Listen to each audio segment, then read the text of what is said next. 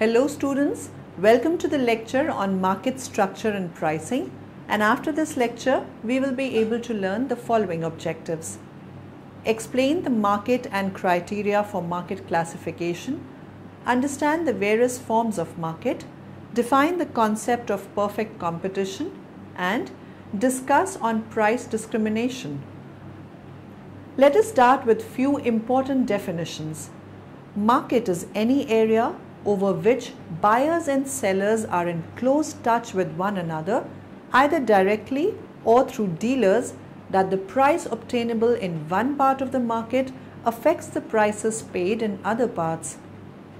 Price is a component of an exchange or transaction that takes place between two parties and refers to what must be given up by one party, that is buyer, in order to obtain something offered by another party, that is seller.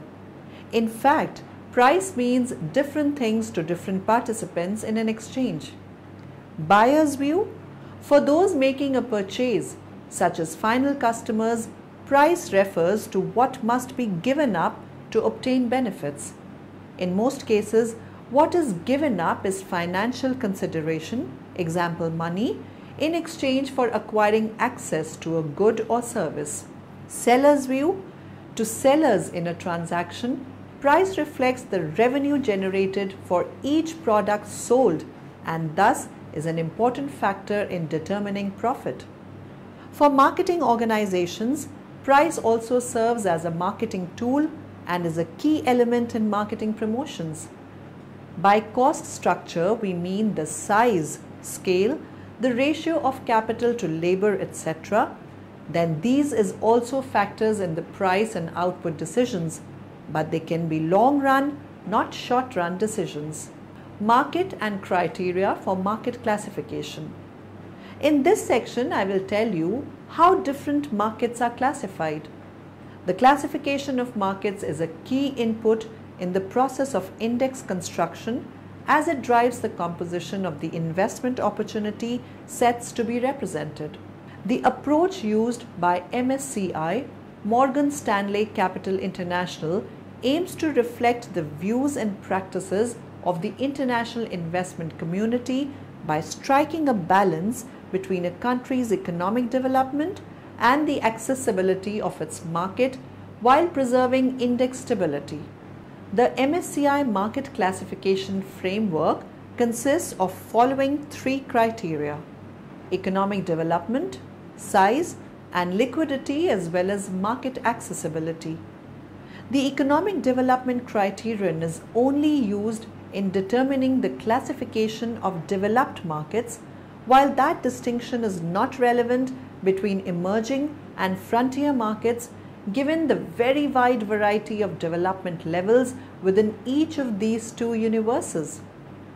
The size and liquidity requirements are based on the minimum investability requirements for the MSCI Global Standard Indices. Market accessibility aims to reflect international investors' experience in investing in a given market, and as a result, this criterion includes several sub-criteria.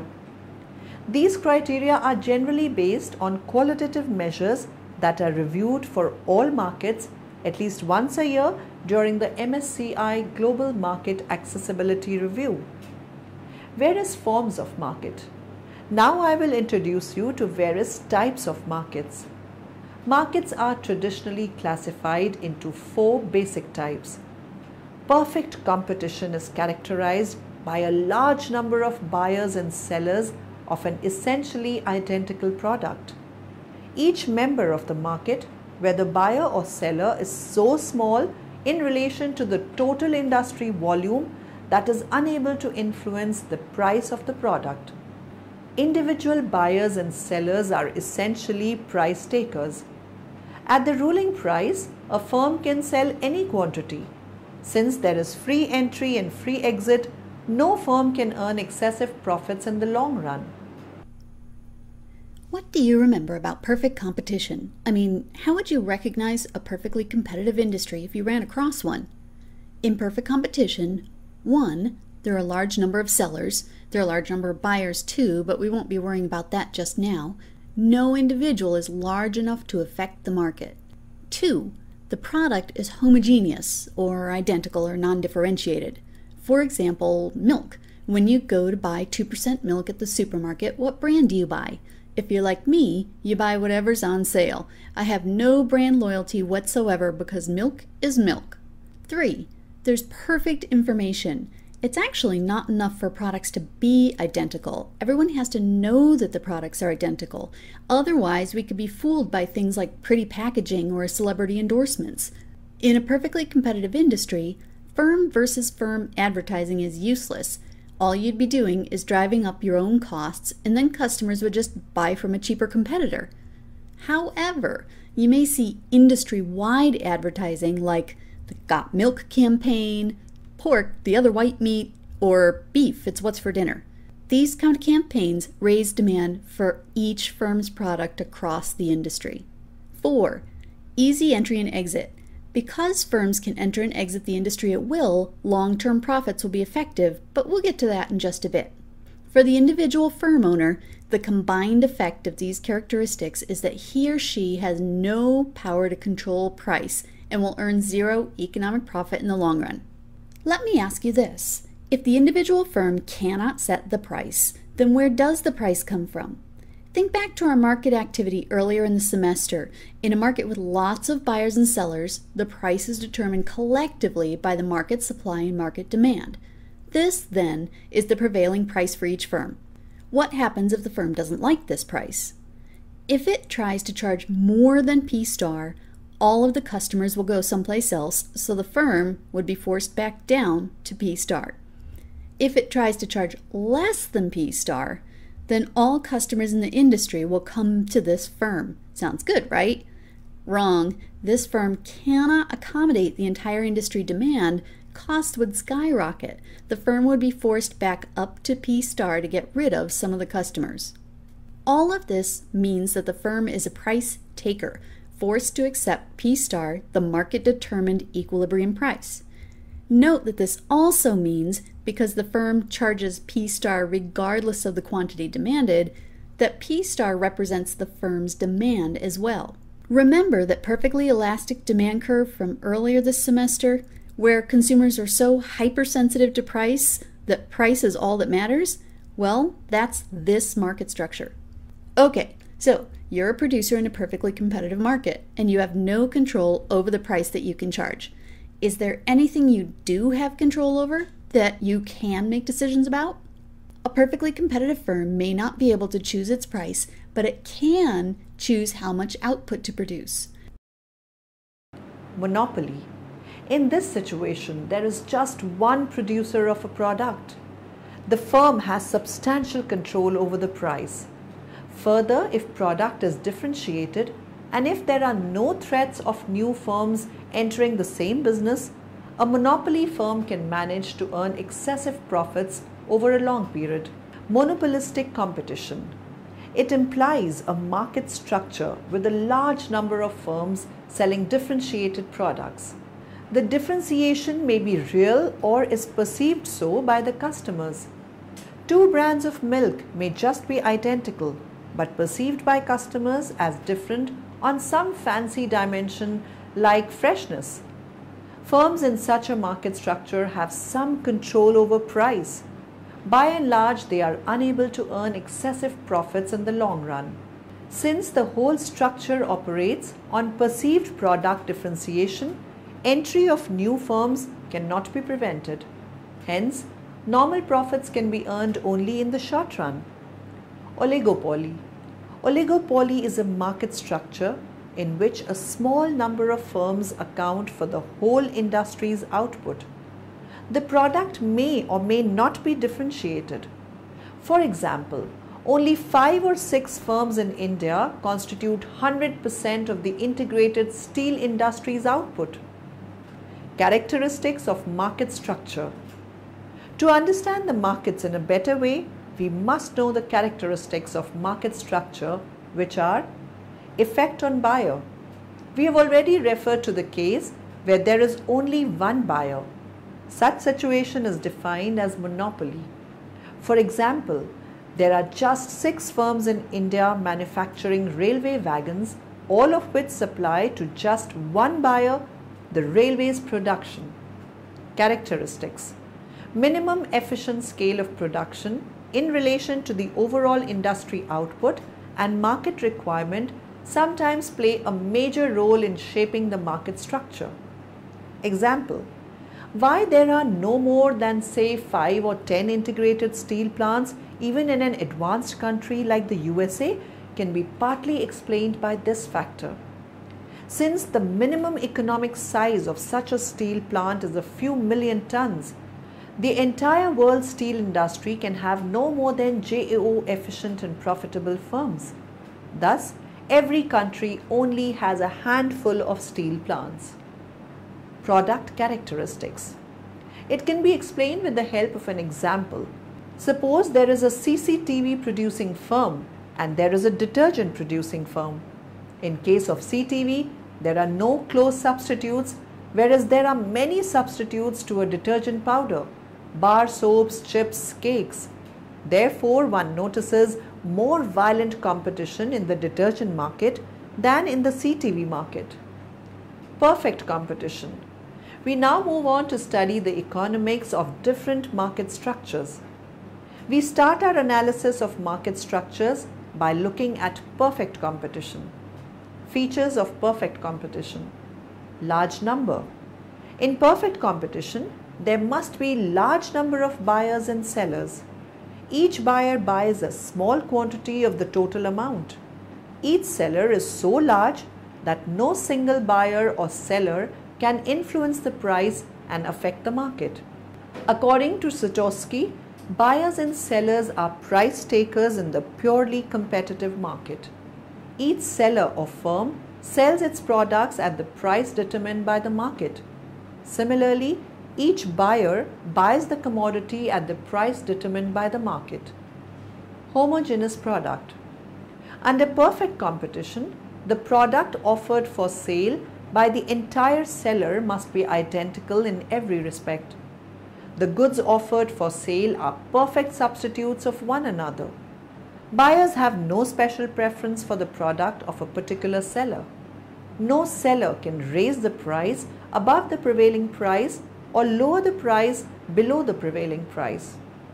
Free entry and exit. Under perfect competition, there will be no restriction on the entry and exit of both buyers and sellers. If the existing sellers start making abnormal profits, new sellers should be able to enter the market freely. This will bring down the abnormal profits to the normal level.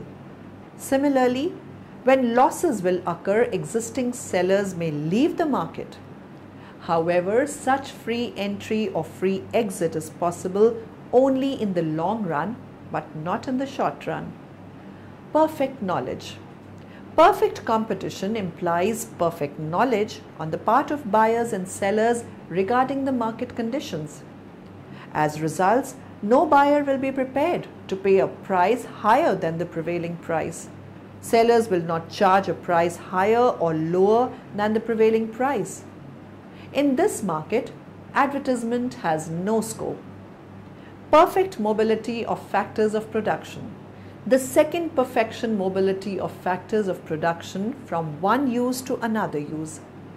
This feature ensures that all sellers or firms get equal advantages so far as services of factors of production are concerned.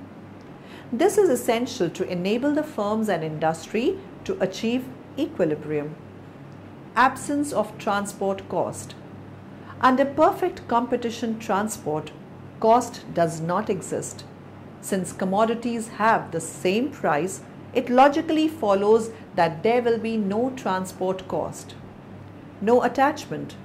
There is no attachment between the buyers and sellers under perfect competition. Since products of all sellers are identical and their prices are the same, a buyer is free to buy the commodity from any seller he likes. Monopoly. Features of monopoly. One seller and large number of buyers. Monopoly is a form of imperfect market structure where there is only one seller of a product. A monopolist firm is itself the industry. No close substitute. Under monopoly, a single producer produces single commodities which have no close substitutes. Strong barriers to the entry into the industry exist. In a monopoly market, there is strong barrier on the entry of new firms. Monopolist faces no competition. Since the monopolist has absolute control over the production and sale of the commodity, certain economic barriers are imposed on the entry of potential rivals. Nature of demand curve. In case of monopoly, one firm constitutes the whole industry. The entire demand of the consumers for a product goes to the monopolist. Since the demand curve of the individual consumers slopes downwards, the monopolist faces a downward sloping demand curve. A monopolist can sell more of his output only at a lower price and can reduce the sale at a high price. The downward sloping demand curve expresses that the price AR goes on falling and sales are increased. In monopoly, AR curve slopes downward, mid-MR curve lies below AR curve. Demand curve under monopoly are otherwise known as average revenue curve. Features of monopolistic market. Large number of sellers. There exist a large number of sellers in the market.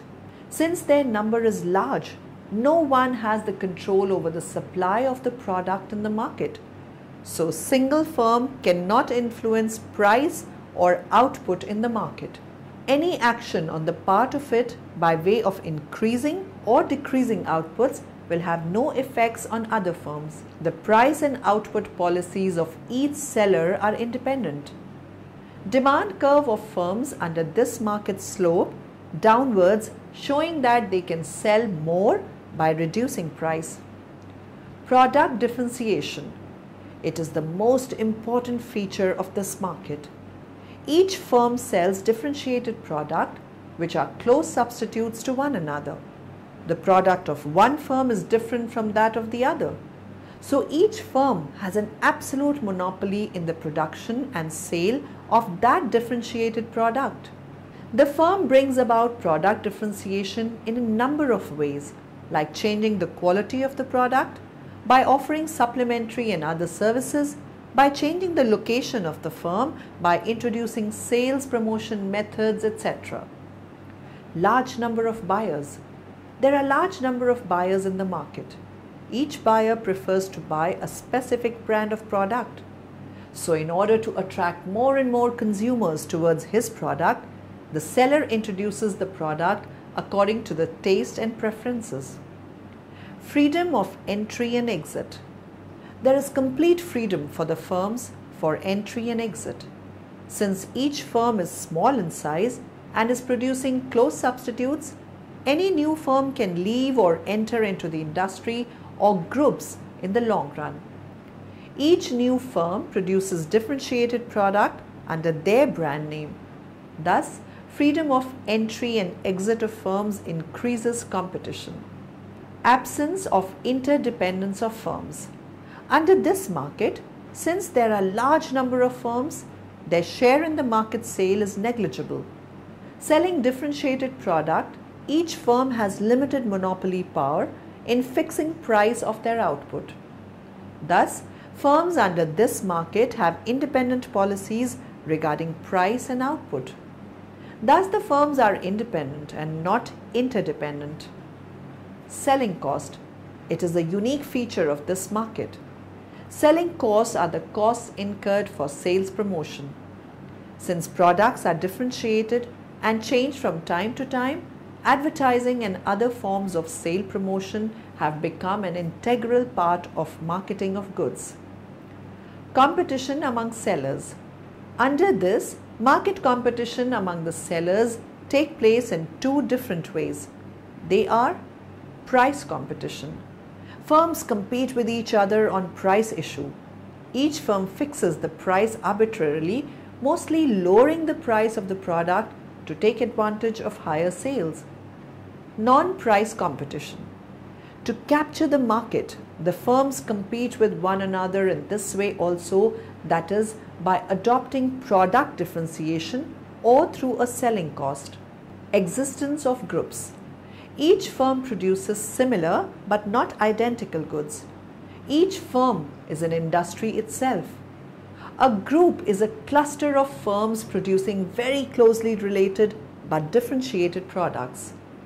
The collection of firms that produce same type of products with high negative cross-elasticity of demand will constitute a group or a product group. A firm under this market is price maker. After studying about the types of markets, one must know how each type of market maximizes its profit. Profit maximization. The monopolist's profit maximizing level of output is found by equating its marginal revenue with its marginal cost, which is the same profit maximizing condition that a perfectly competitive firm uses to determine its equilibrium level of output. Indeed, the condition that marginal revenue equal marginal cost is used to determine the profit maximizing level of output of every firm, regardless of the market structure in which the firm is operating. In the above discussions, we haven't talked about the role of government in each of the market. Government is also playing a crucial role in regulation of competition. Competition can be described as the aspects of seeking for a bigger or rather larger share of the market by any business ventures or individuals that are producing certain products in the market. It is important to note that there are different policies that have been developed over time to control the market in regard to competition. These policies in most cases have been developed to promote competition rather than deter it. However, there are cases whereby the situations in the market warrants or rather give a go-ahead to the government to introduce policies that are meant to control competition within its market. In most cases, this entails situations whereby its industries are threatened by external or foreign industries. Price discrimination. Now we will move further and study about price discrimination. What is price discrimination? We're going to define price discrimination and explain how monopolistic firms or firms with market power can discriminate in the prices that they charge consumers based on several different characteristics. We'll distinguish between the 3 different degrees of price discrimination, and we'll look at a monopolistic diagram to illustrate the effects of a perfectly price discriminating monopolist and see how it affects consumer and producer surplus, total welfare, and efficiency in the monopolistic market. So let's begin with a definition of price discrimination before we move on to the different types of price discrimination. Price discrimination refers to when a firm with market power charges different prices to consumers for an identical product. Now, the key term here is different prices to consumers for an identical product. There are 3 conditions necessary for price discrimination to occur. First of all, a firm must have market power. A perfectly competitive firm could not price discriminate. The reason for this is that a perfectly competitive firm is a price taker and must accept the price determined by the market. Secondly, the firms must be able to segregate the market between consumers with different willingnesses to pay or with different price elasticities of demand. Now, how can we price discriminate if we don't know what different consumers are willing to pay for a good? That's basically what this second prerequisite for price discrimination refers to. Thirdly, price discrimination requires that buyers of a particular good are not able to resell that good to other buyers who would otherwise have to pay a higher price.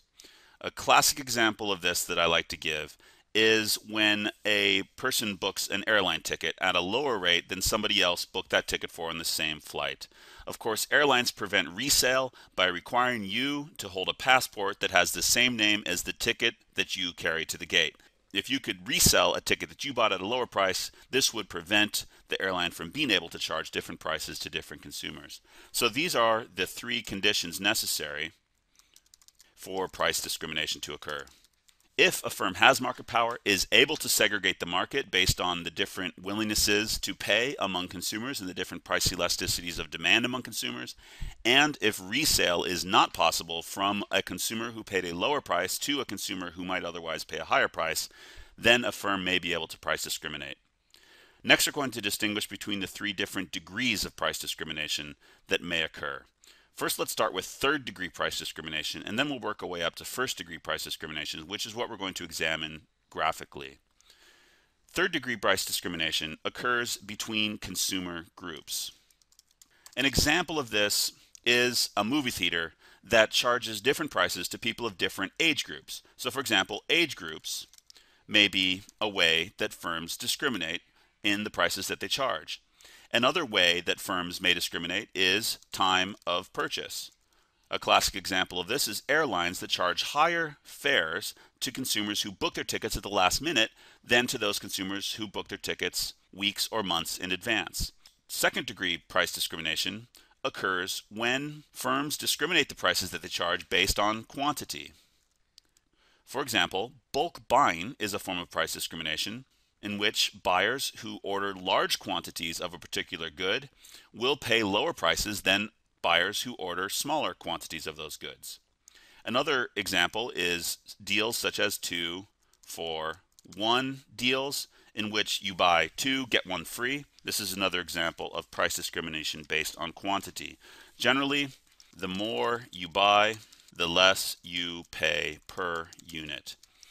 Bulk buying and 2-for-1 deals, any example of where consumers pay a lower price because they bought more of a good, is an example of price discrimination in the second degree. Now, the final type of price discrimination is what we call first degree price discrimination. This is also known as perfect price discrimination. This is price discrimination by the individual consumer.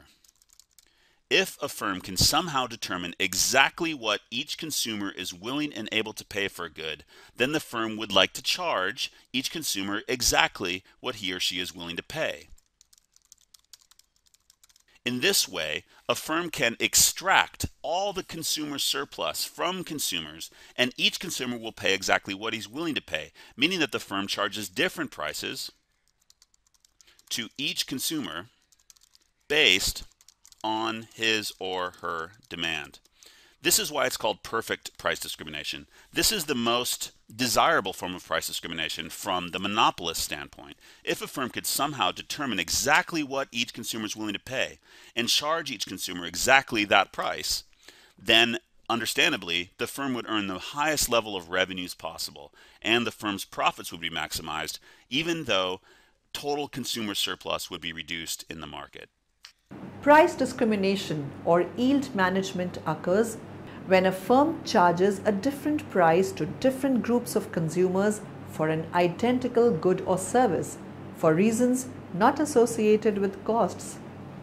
Essentially, there are two main conditions required for discriminating pricing. Differences in price elasticity of demand between markets. There must be a different price elasticity of demand from each group of consumers. The firm is then able to charge a higher price to the group with a more price inelastic demand and a relatively lower price to the group with a more elastic demand. Barriers to prevent consumers switching from one supplier to another. The firm must be able to prevent market seepage or consumer switching, defined as a process whereby consumers who have purchased a good or service at a lower price are able to resell it to those consumers who would have normally paid the expensive price.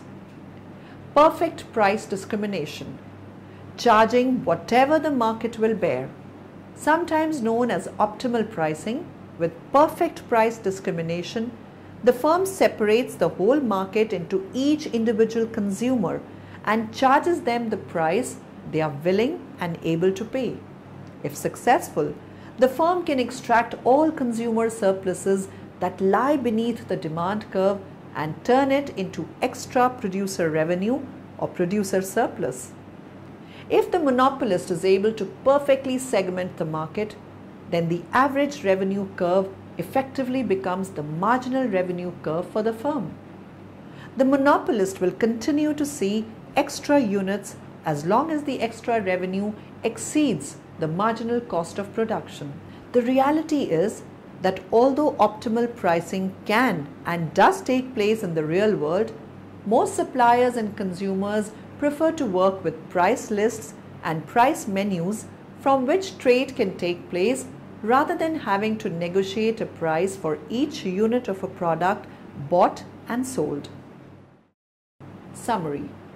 Now in the end, let us summarize what we have learnt in this lecture. Market is any area over which buyers and sellers are in close touch with one another, either directly or through dealers, that the price obtainable in one part of the market affects the prices paid in other parts. Perfect competition is characterized by a large number of buyers and sellers of an essentially identical product. Each member of the market, where the buyer or seller is so small in relation to the total industry volume that is unable to influence the price of the product. Monopolistic competition is a market structure characterized by a large number of relatively small firms. While the goods produced by the firms in the industry are similar, slight differences often exist. In monopoly, there is just one producer of a product. The firm has substantial control over the price. Further, if product is differentiated and if there are no threats of new firms entering the same business, a monopoly firm can manage to earn excessive profits over a long period. Oligopoly is a market structure in which a small number of firms account for the whole industry's output. The product may or may not be differentiated. Price discrimination or yield management occurs when a firm charges a different price to different groups of consumers for an identical good or service for reasons not associated with costs.